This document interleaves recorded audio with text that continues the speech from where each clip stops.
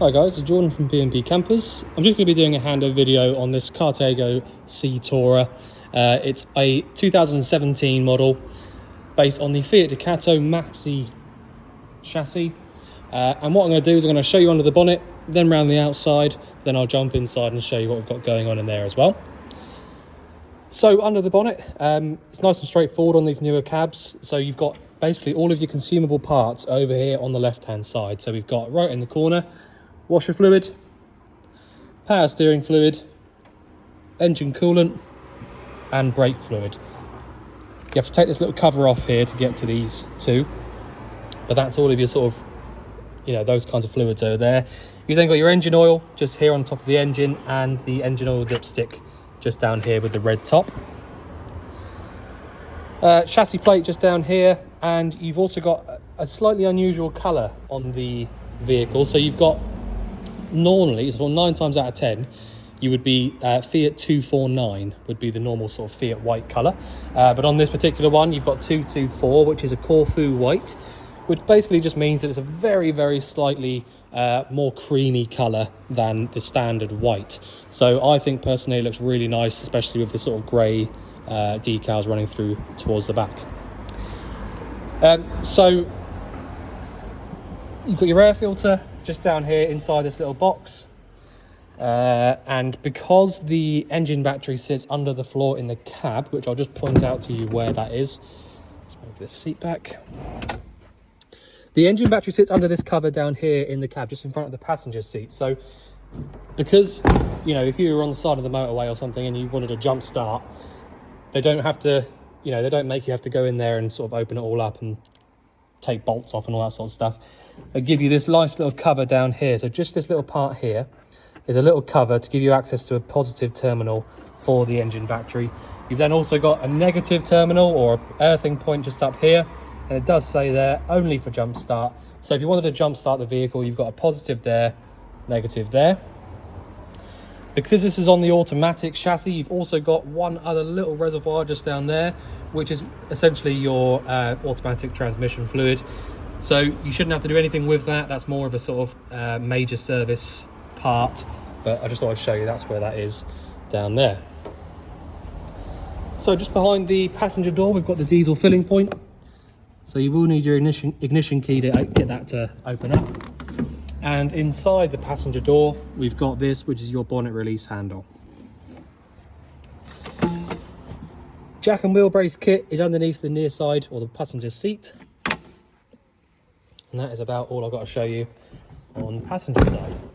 So the bodywork on here is absolutely lovely. I cannot fault it whatsoever. I always like to sort of show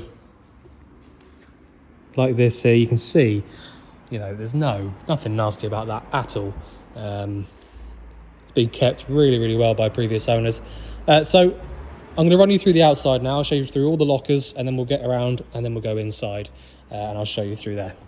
So this first locker we get to is the leisure battery locker. And because it's obviously a proper brand, Carthago is a really, really high-end brand, they give you a few things inside here as well, which you might not normally have. So over on the left-hand side here, we've got this, which is your battery isolator. So it does say on this little sticker here, please put main switch onto 0 when the vehicle is not in use for more than 2 weeks. So where it is at the moment is it is on position. So that will basically allow you to use the power in the back end of the vehicle via this leisure battery. If you wanted to isolate it, you literally just turn it 90 degrees towards a 0, and that'll basically just be your battery isolator to stop this battery from being able to be drained out. Next door to that, it's just essentially a couple of fuses, so you haven't got to worry about that at all.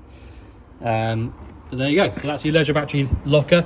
You can obviously lift this down as well, and it doubles up as a nice storage locker in there as well. Next door to that locker, we've got this, which is your gas locker. So in this particular locker, you've got a couple of options. At the moment, there is one 6 kilo propane bottle, which is actually powering or sending the gas through to the vehicle itself. You've also got this Gaslow refillable bottle. So the refillable point is just here. So if you get to any sort of decent petrol station that has the Gaslow or the refillable gas, put it on the right way around will help. There you go. Anywhere that's got the refillable gas, you'll be able to fill this up from that point just there. And then when you want to use this bottle, you've literally just got, you've got to take this nut off from here, which is the one that's feeding from here at the moment, and put it onto this point just here. So yeah, very, very simple. But the reason people do this is to kind of get you out of trouble. If for whatever reason you run out of gas in this one and you can't find anywhere to fill it up, you've always got this one here as a backup. So next door to that locker, just up here, we've got your freshwater filling point as well. So if you want to fill up your fresh tank with some water, you've got a filling point just there. These two vents just here, they both say Dometic on them. That's because that's for your Dometic 3-way fridge inside. So if you ever needed to get to the back of the fridge for any reason, fingers crossed you won't have to do that. But if you did, the burner is just down here on the bottom locker. And it just gives you really good access to the back of the fridge. Obviously, that's more of a thing for us to be doing, but I thought I'd just point out to you that's what they're for. So this locker at the back is basically just a smaller locker door to give you access to the garage. So the other side, you'll see in a minute, the garage locker is absolutely massive in comparison to this one. But yeah, this just gives you access to this side. Nothing to show you other than that, really. Spare wheels in here and all of your carpets and a few bits and pieces. This is your awning winder for the side awning. And you've got the tow bar arm there. If you wanted to use that, you can do, but obviously you don't have to. So at the back of the van, not much to show apart from the fact that you've got a little reversing camera just up there above the center brake light. Again, paintwork and bodywork is just looking so nice all the way around. So as I said, this garage locker is far bigger, and there are some things that I need to run you through on this side. So if there is a light in here, that'd be handy, which there is. Okay, so on this offside in the garage locker, the big garage locker, you do have this sort of cover here. So there is a little mesh screen to cover this up with when you're not using it, but I thought I'd just have it off so I can show you all the things inside here. So this is essentially your electronic center, if you like. This is sort of the brain of the vehicle. So down the bottom here, you've just got a load of sort of big multi-plugs. You haven't got to worry about those at all. Above that, we've got this, which is your 12-volt fuses. And so this is essentially anything 12-volt runs through this box here and then gets sent off to all of the different places that it needs to go to.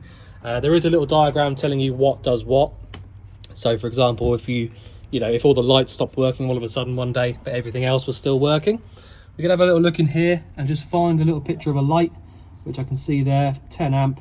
And you would just go in there and just check that particular fuse. So it just gives you that option there. Really easy to double check things, quickly and easily.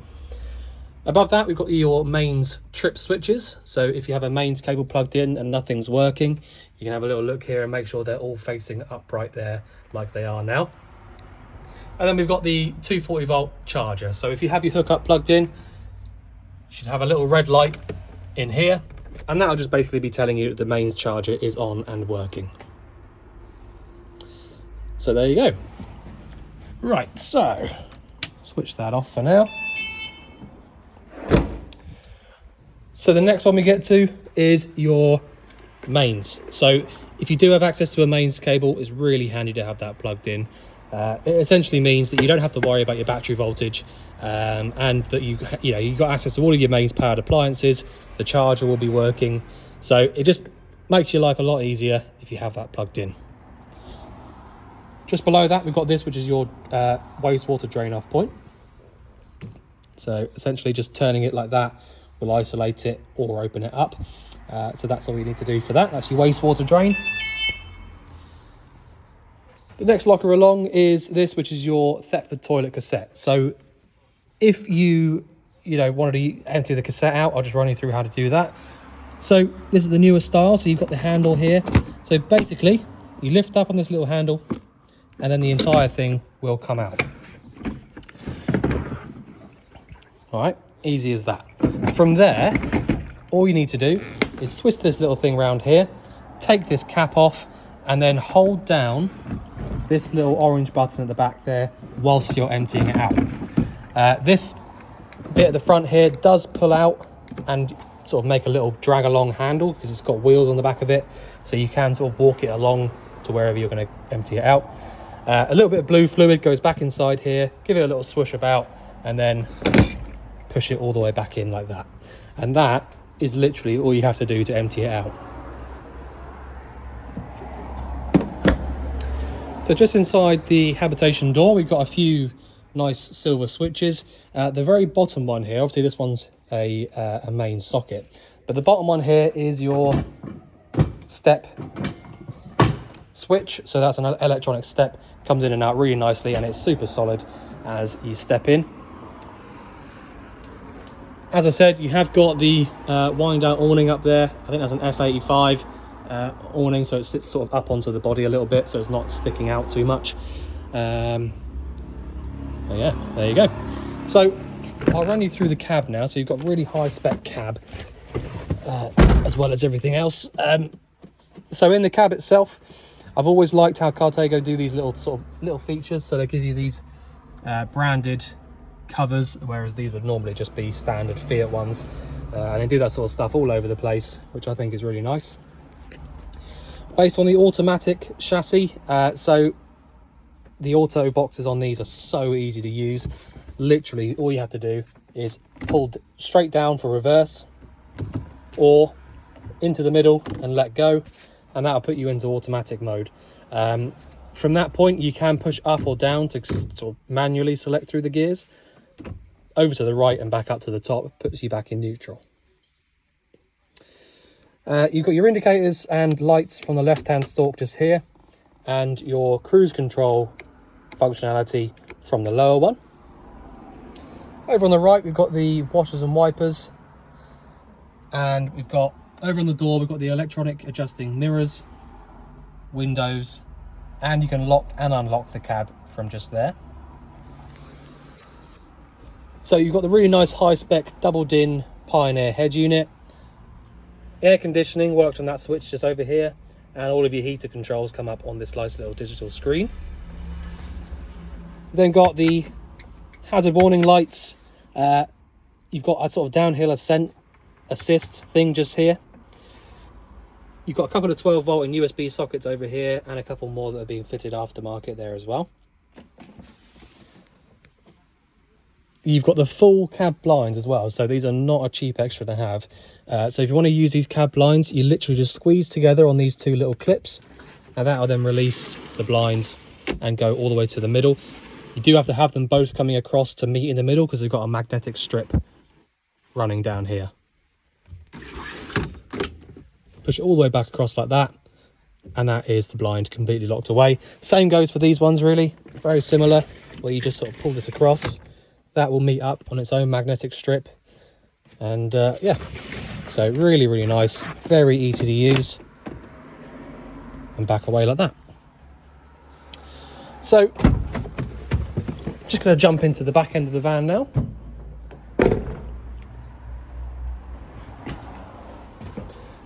So because this is a double skinned motorhome, they call it a double skinned motorhome because you've essentially got two floors. So you've got the floor that you stand on when you're in the vehicle, so the floor that I'm stood on now, and you've also got a secondary one about a foot or half a foot lower than this. So the idea behind that is two things really.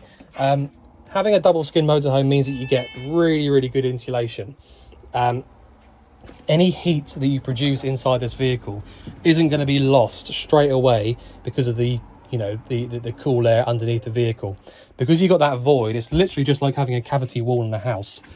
So that's a really, really nice thing that Carthago and a lot of the more higher end brands will do. So there's that, and I'll show you what these little lockers on the floor do in just a minute.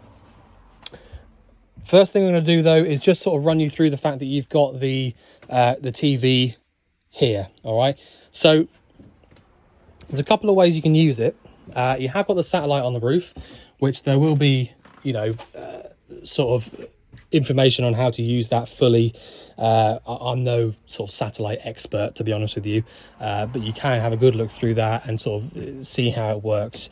But for the time being, we've got the TV works on your phone as well. So if I just show you that, so you see here, got the screen running through. This is basically just on Netflix. All right, so you can use that on your phone. You can plug it in from here. All right, and you've essentially got a HDMI cable into your phone, and that'll then just send whatever you want it to send onto this screen. So you've got Netflix or whatever. Okay, so if I just press play again. Right, anyway, this isn't my phone that I'm obviously pressing it on up there, but yeah, so you can use Netflix, whatever you want to use. It will just sort of stream straight there onto the TV. So that's how I've got it working at the moment, just so you can see the TV working. You have also got a power socket on the side of here. So if I press this button here, that turns this TV completely off. If I push the screen completely back like so, and then push this down, that gets rid of the TV out of your way, and you can still use this as, you know, a window behind there, all that sort of stuff. So that's that locker up there. That's essentially it. Let me just quickly explain to you a couple of things. Inside this locker, you've got the actual main power switch for the satellite up here. So when you turn the power on just there, you'll see a light come on. You've then got a scan button over on the right hand side. So if I press on that, the satellite itself should then start spinning around and trying to find a signal. Now, it's not going to catch a signal inside here. I'm inside a garage right now, which is why I haven't tried to set it up, because I know it won't connect. But that is your satellite receiver box there. You've then got another box underneath here, a max view one, which is essentially your receiver box, satellite receiver. So the satellite box here will send a signal down to this, and then you should be able to receive channels on the TV there. As I said, as you can probably tell, I'm no expert when it comes to satellites, but there will be loads of paperwork for it inside the vehicle. So that's all nicely sort of tucked away up in this locker above the driver's seat here. You've got loads of storage in these over cab lockers, as you can see.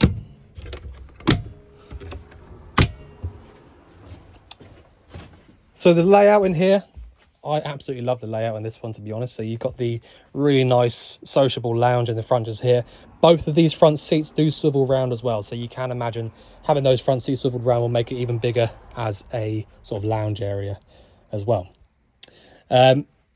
So back to what I was saying about the double skin floor. So you've got the lockers in the floor here. So I'll just chuck that one out of the way. Let me see this one. So you've got a load of storage in there. I will run you through what that one is in a minute, because that's important.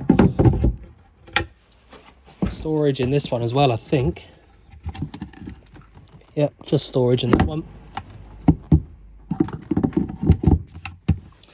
Okay, so I'm going to run you through these bits first. So this is quite important. I'll lift this one out of the way. We've got a couple of things that I need to show you. So over on the left hand side, we've got a couple of drain off points. So if you wanted, obviously you've got your wastewater drain off point outside the vehicle on the offside there, which I showed you. But if you want to drain out the freshwater side of things, if you want to drain out your fresh tank, you've got these two little levers here. So basically where they are at the moment, where they're laying flat, is them in their closed position, which means that any water is inside of there will stay inside. So if you want to drain out the fresh tank and the boiler completely, lift both of those up just there, and all the water from inside the boiler itself and inside the fresh tank will drain out onto the floor. You've then got this one here, which is another boiler drain, the main boiler drain really. And the way that it works is, if this little blue button here at the bottom is pushed all the way in and you can't see it, if it's flushed like that, that means it's closed off, and any water inside the boiler will stay inside of it. If I wanted to drain the boiler out, all you have to do is twist this little dial up here and it will pop this little blue button out. All right, so the idea behind that is it's an automatic drain out point. So if the temperature gets down towards about sort of 3 or 4 degrees or so, that will pop itself out and all the water will drain out onto the floor automatically. So it just means that when you come back to it, if it has done that, you have to put it back to this position here before the boiler will accept any more water.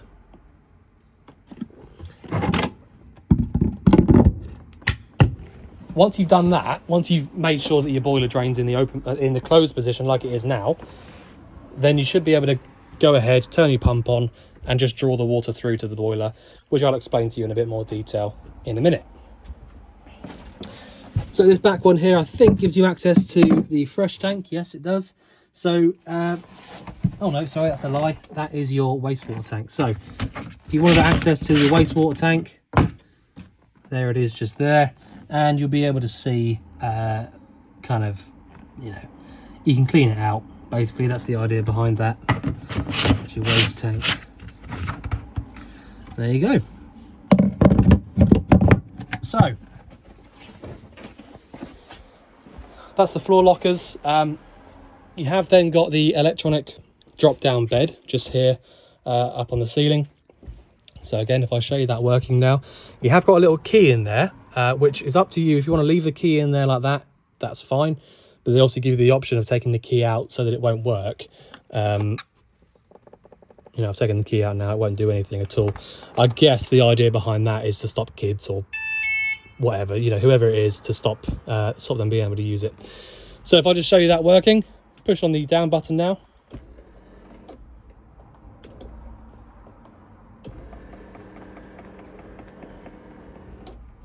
There you go. It will go down a little bit further than that, but I've got the cushions there in the way, so I'm not going to go any further. And you have got a ladder in the garage, which you probably saw earlier on. There is a ladder in the back there to use for that. So if I just push and hold on that up button, we'll put our bed all the way back up to the top. A little bit further. There you go. Right, so that's the electric drop down bed working really nicely. Just to the right of that, we've got your main control panel. So this control panel here works really easily. You've essentially got a main power switch and then a 12-volt switch. So when you turn these two on just here, that will then give you access to using all of your lights. If there's any ignitions on things, it will give you access to using that as well. So essentially anything 12-volt related needs your power switch and the 12-volt button on. If you want to use the TVs, you've also got this little music button here, which essentially turns the power on to the tellies. So if you want to use those, make sure that power switch is on. So I'm going to turn it off for now because I don't need it on anymore. Down the bottom, we've got a couple of things I need to show you. So just here on the first one you get to here on the bottom is going to be your leisure battery voltage. So when I press that button just there, it's showing us we've got 2/3, just over 50% in the leisure battery, and we're up in the green. So bearing in mind there's nothing charging up the leisure battery at the moment. I'm inside, so the solar isn't doing anything. I haven't got a hookup cable plugged in, so the charger isn't on, and I've got all the lights on inside the vehicle. That is an absolutely perfect battery voltage to be on. The next one over is your vehicle battery voltage. Slightly higher on that one because we haven't got anything being drawn from the vehicle battery at the moment because the ignition's not on, and everything in the back end here is being run from the leisure battery. Next one over is your freshwater level. So we got about half a tank of fresh water, and that's it. This switch up here is your water pump switch. So when you turn that switch on just there, that will then give you access to using taps.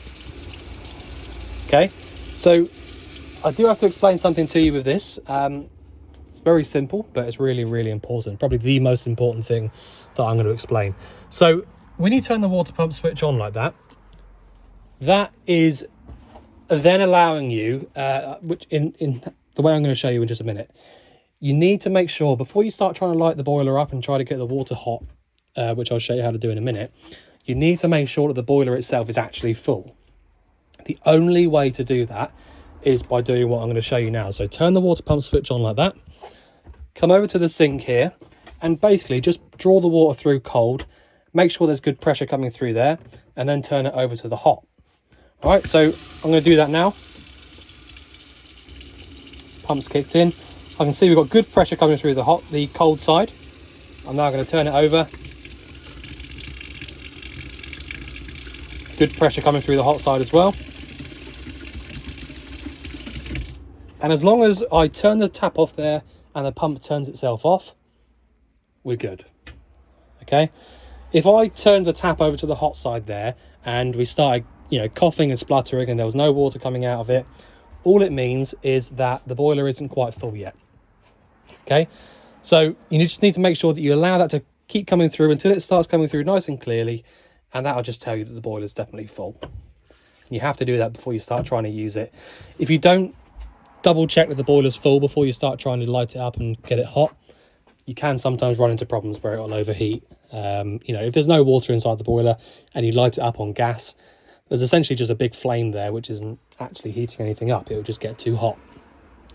So doing that is really important. Just double check the boiler's definitely full by literally just by doing what I've done there.